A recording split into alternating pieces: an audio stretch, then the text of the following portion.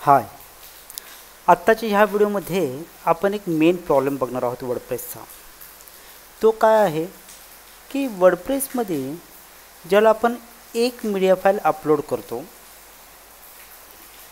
ठीक आहे, इथे एखादी फाईल ज्याला आपण अपलोड करतो, इमेज फाईल, फक्त आणि फक्त इमेजशी रिलेटेड आपण बोलतोय। एखादी फाईल ज्याला आपण अपलोड करतोय, ठीक आहे, त्याला आपल्याला इथे इमेज दाखवताना ती एकच दाखवणार, पण ज्या वेळेला आपण त्याच्या ॲक्च्युली अपलोड्स फोल्डर्समध्ये जाऊन बघतोय, त्याला प्रत्येक इमेजशी रिलेटेड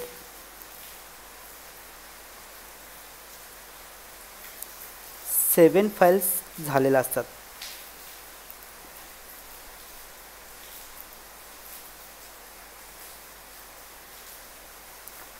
ओके, आता इथं आपण एक डेमो बघूया। आता इथं SRPIT लोगो एक, ओके ओके, ही 17 तारखेचा आहे।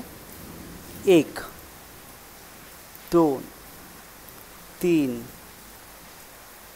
4 5 आणि ही 6, अशा टोटल एक इमेज अपलोड केल्यावरती 6 इमेजेस ह्याच्यामध्ये तयार होतात। ओके, 1 2 3 4 5 6 इमेजेस तयार होतात।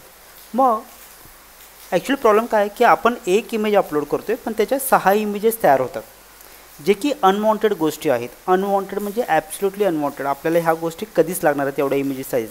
म्हणजे आपण जर 100 अपलोड केला तर त्याच्या 600 इमेजेस होणार, म्हणजे आपली जी काही डिस्क स्पेस आहे ती उगाचच वाया जाणार। असं जर आपल्याला जर व्हायचं नको असेल तर आपल्याला करायला काय लागतं, बेसिकली आपल्याला एक प्लगइन घ्यायला लागेल।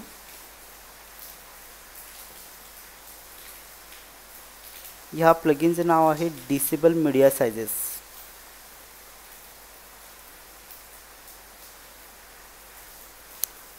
एक मिनिट मी इथे सर्च करतो, disable, okay, disable media sizes नावाचं हे प्लगइन आहे। हे प्लगइन जेफस्टार ह्यांचं आहे। ओके, हे प्लगइन इन्स्टॉल करायचं। हे इन्स्टॉल करून झाल्यानंतर ना याच्या सेटिंग्समध्ये जायचं आपल्याला। याच्या सेटिंग्समध्ये गेल्यानंतर ना इथं आपल्याला कुठल्या कुठल्या इमेज साइजेस डिसेबल करायचे ते बघा विचारतोय तो आपल्याला। मग आपल्याला थंबनेलची साईज नको आहे, मीडियम साईज नको आहे आणि लार्ज साईज नको आहे, म्हणून आपण ह्याला चेकबॉक्स ऑन केला। त्याच पद्धतीनं हे जे खालचे आहेत मीडियम लार्ज हे वगैरे साइजेस जे आहेत हे पण आपण डिसेबल केलं आणि मग आपण ह्याला सेव्ह करतो। याच्यानंतर ना ज्याला आपण ॲक्च्युअलमध्ये एखादी इमेज अपलोड करतो त्याला एकच इमेज बॅकएंडला पण अपलोड होते, म्हणजे त्याच्या मल्टिपल इमेजेस जनरेट होत नाहीत। हा या प्लगइनचा बेनिफिट आहे। आता बेसिकली हे प्लगइन अगोदरपासून वापरायला पाहिलं होतं, पण ते आपल्याला काही शक्य झालं नाही किंवा आपल्याला तेवढी माहिती नव्हती। पण याच्या पुढच्या प्रत्येक वेबसाईटवरती आपल्याला हे डिसेबल मीडिया साइजेसचं प्लगइन कंपल्सरी वापरायचं आहे। कंपल्सरी म्हणजे कंपल्सरी वापरायचं आहे। ओके, हे तर वापरणं गरजेचंच आहे।